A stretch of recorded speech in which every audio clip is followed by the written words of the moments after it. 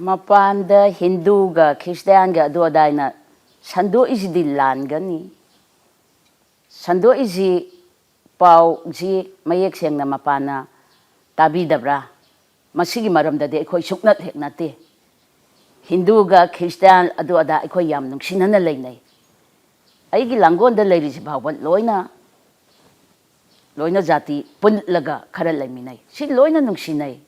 injang lana dana sanai moigi lamdagi porakpa pot amatang ima haidana aikhoida adum pijarai aikhoina su edana adum pi adum aikhoi nungdaram khangde yu khangde adum pullaga hangsit langna adum phamina dana wari sanai imagi aningbadine masi kari dawaisu mayam sina suda laiba khulai paiba singsina adudu tawba aduni suda laiba khulai paiba singsi government ga yanaraga yanabamgi makhadani moina khulai si aduga moina suda leraga karigino kapa isibo khundamina dana lairiba jaga singdada isam samba hinjariba simi lomi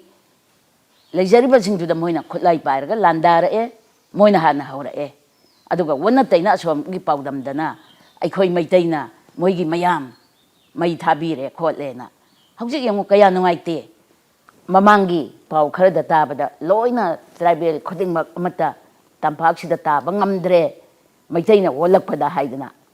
maitaidi yamna nungsi sawba yamna samba samphut kombani miyok misan phabani minungsi sawbani maitaise aduki matik aikhoina pok phabana saruk watli haiba maitaigi pramanda aikhoina pok pharuba minungsi sawruba miyok misan pharuba duna wongkhala aga aikhoida sarakpani hippa challaga phamba challaga hippa chaleiduni moina khudong chaba laurakpani khudong chaba mayam sen tanaba tholakpa du aikhoigi sarkarna thengmubado madudagi haurakpa lani tawrise aduga karigi sarkar semaga laiminariba kuki MLM hoi taradu karigi tokani